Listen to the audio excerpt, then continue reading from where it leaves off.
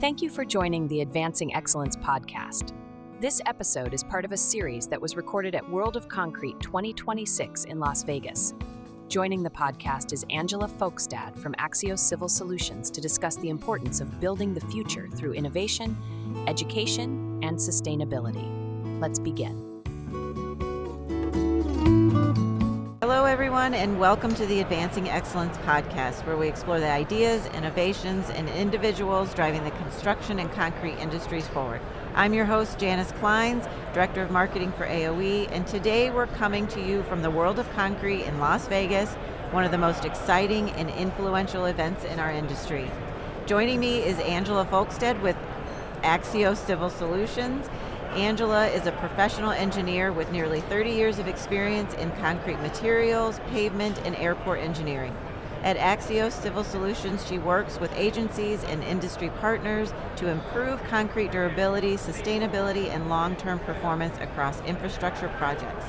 Whether you're here at World of Concrete or tuning in from afar, you won't want to miss this conversation, so let's get started. Angela, welcome to the Advancing Excellence podcast. Thank you so much for having me. We're thrilled to have you. So let me go ahead and get started. Let's just dive right in. Can you tell us a little bit about your role at Axios and how your work intersects with concrete and construction industries? Absolutely. At Axios Civil Solutions, my role includes helping owners and our industry customers to be successful in constructing their projects. As a company, we supply materials and concrete accessories on projects across the country, highways, bridges, airports, basically any size project. And so I'm excited to be involved in the design build projects that we've started to get involved in. And we're taking on more of a consulting role with those. So we're able to link technical innovation, and long-term performance, so that we can recommend solutions that are that actually work and that we can implement in the field and that deliver value over the life of our infrastructure assets. Okay. So I've historically been focused on the concrete pavement industry, so I'm super excited to have broadened outside of that and work on concrete just in general. But I always will have that special passion for concrete pavements. That's where I started in the industry.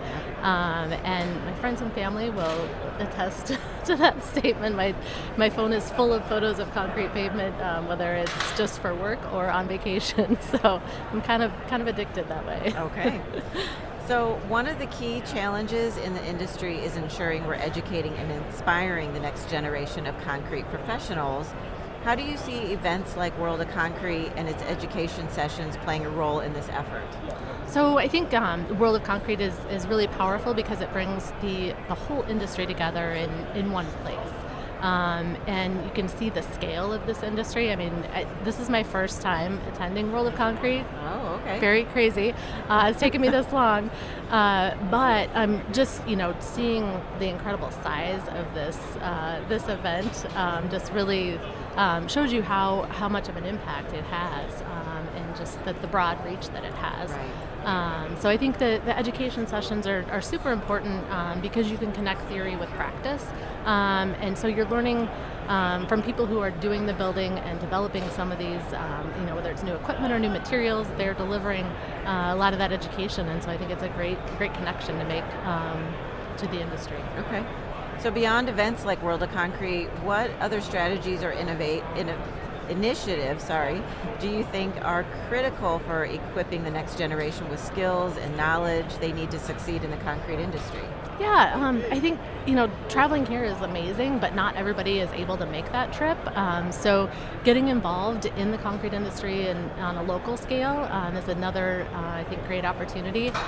So whether it's American Concrete Pavement Association, state and local organizations, or ACI, or the ready mix industry, they all have those opportunities. I know there are more that I haven't named here, but I think getting involved in that way, whether it's networking or an education perspective, there's a lot of resources out there. Another one I have to mention, because I always have to give a shout out to them, is the National Concrete Pavement Technology Center that provides a lot of free webinars, typically monthly, and then they have great resources on their website. So, do you know their website address? cptechcenter.org, I believe. Okay. If not, just search CP Tech Center. That's the first thing that comes up. And we'll have it in the description. We'll have a link for everyone in the description for our listeners. So the industry has seen shifts in contracting methods such as design build, CMGC, and best value in public procurement. How do these methods incentivize innovation, and what opportunities do they create for companies like Axios? Yeah, well, I think those alternative delivery methods really encourage innovation because they bring contractors and the suppliers into the conversation a lot earlier than traditional delivery methods. So, and that collaboration can allow teams to propose better and more well thought out construction approaches by doing that. So for companies like Axios Civil Solutions, we're able to work alongside designers and the prime contractor, and a lot of what we can do is ensure that the specifications allow for that innovative approach and using durable materials, and also that we can help the concrete paving contractors prepare for using those specs, to be comfortable with those new approaches, and also help make sure that the phasing is consistent with ensuring that we get the desired outcome for the owner. So consistent funding is essential for creating a pipeline of projects, especially for DOTs and airports.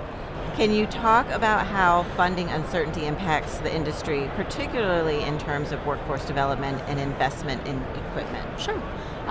So I've seen this firsthand in Colorado, and we've noticed when we do have that funding uncertainty, it makes it very difficult to plan for the future. And so when contractors don't know if there will be projects coming, it's hard for them to invest in the equipment and the people.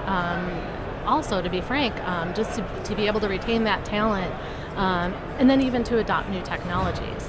So they kind of hold back a little bit because that's a big risk to make those huge investments. And then on the workforce side, it can be discouraging to want to look to get into an industry that doesn't have that obvious path forward, and that with the potential for growth and people want stability. Right.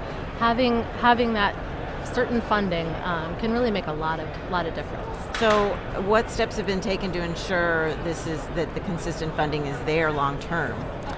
So there's certain states that definitely do a good job as we look around the country, and those places that have multi-year funding programs and clear project pipelines that they share with the construction community, you notice in those places that the contractors tend to invest, whether it's in their equipment, educating their people and retaining their people. You see how that can really make a difference, and in the end it creates stability. It can lead to better pricing, which is great for us as taxpayers. That's what we all want. Yes. And in the end more durable infrastructure for the public. Okay. So technology is transforming the way we approach challenges in the concrete industry. Can you share some examples of how new technologies are being leveraged to solve common issues, and how collaboration among stakeholders like academia, DOTs, contractors, and suppliers play a role in this? Sure. So technology is definitely giving us better data, and it can give us better insight if we leverage it appropriately. So with performance-based mixture design, construction monitoring tools, all those types of things, we're able to make informed decisions, hopefully catch potential problems a little bit earlier so we can adapt. And there's still areas though where we're using equations that may have been created for different uses. We've adapted them. That's kind of our best approach right now, but maybe we could do better. So I was actually at the Transportation Research Board annual meeting in DC last week, and that's a place where you hear a lot of researchers bring in new ideas.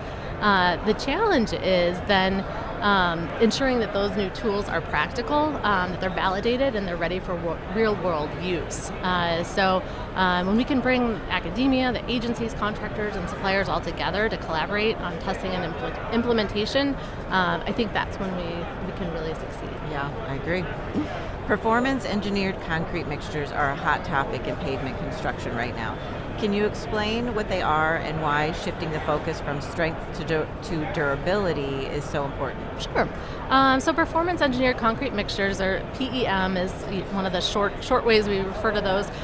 They're designed around how the concrete needs to perform over its entire life. So it's optimizing the combinations of materials in order to achieve that. So we've seen concrete paving contractors around the country using some of those tools that have been developed for this approach for a number of years. And we've seen improvements in workability and durability, and it often has the additional benefits of reducing our costs and also increasing smoothness. So it's a win-win. But sometimes it's a little bit challenging to get people to try new things, so that's been a little bit of a barrier to implementation, but we're getting there. Okay, so that kind of brings me to my next question. What are the biggest hurdles in implementing performance engineered mixtures? How can the industry work to gain buy-in from all stakeholders, like owners, engineers, contractors, and suppliers? Well, change is always challenging, as we know. So no one likes change. No one likes change. So we can see some hesitation from all the groups involved if they're comfortable with those traditional specifications that they're used to. So we need education, pilot or shadow projects, and data that helps demonstrate that this is a good change to make. When stakeholders see the benefits, they're definitely it's more easy to move them forward with this. So, and it shouldn't come as a surprise that the financial benefits are the ones that really get people's interest. Yeah, for sure. And we've definitely made good progress with implementing PEM. Definitely in certain areas of the country, there are pockets where we still need to give people a little bit extra push. But we also need to be careful about what we're incentivizing, because when strength has historically been rewarded as part of the incentive programs and specs, and if we continue to do that, we'll continue to get higher strength. So we need to shift how we're incentivizing if we want some different outcomes. So that's another challenge that the industry is currently tackling. Okay. So the shift toward durability and sustainability has the potential to reduce construction costs and create more sustainable pavements. How do you see this impacting the future of the industry? Well, I think that focusing on durability is really important, and it does have the potential to significantly reduce life cycle costs and environmental impact. So when we build infrastructure that lasts longer, requires fewer repairs, and makes better use of resources. So that's good for agencies, it's good for contractors, it's good for the public. And it also positions the industry to adapt to that depletion of resources that happens over time, just naturally as we use those resources. Also, many states have sustainability goals in place, and the concrete industry, I think, is well positioned to help achieve those goals. And I've seen that firsthand in Colorado also, as we've worked on those efforts. And once again, financial considerations come in there too, and people definitely respond to the financial benefits of that shift. That. So, Angela, as we wrap up, what excites you most about the future of the concrete industry, and what role do you see Axios playing in shaping that future? Well, I think the level of innovation that we're seeing and all these new technologies that are coming forward are pretty exciting. There's a willingness to innovate and share knowledge and focus on the outcomes rather than just the processes of getting there. So the members of our team at Axios, we come from a wide variety of backgrounds within the concrete industry. So that helps us to play a role in bringing people together and helping translate that innovation into implementation, and then also supporting strategies that lead to better, longer-lasting infrastructure. Well, that wraps up our conversation today. We're here, like I said, World of Concrete in Las Vegas. A huge thank you to Angela for joining us today and sharing her insights on the future of the concrete industry. From the importance of education and consistent funding to the exciting potential of performance-engineered concrete mixtures, there's so much to take away from this conversation. Thank you to our listeners. Please subscribe so that you never miss an episode, and thanks for tuning in, and always, let's keep advancing together. Thank you, Angela. Thank you, Janice. Thank you for listening to today's episode of the Advancing Excellence podcast.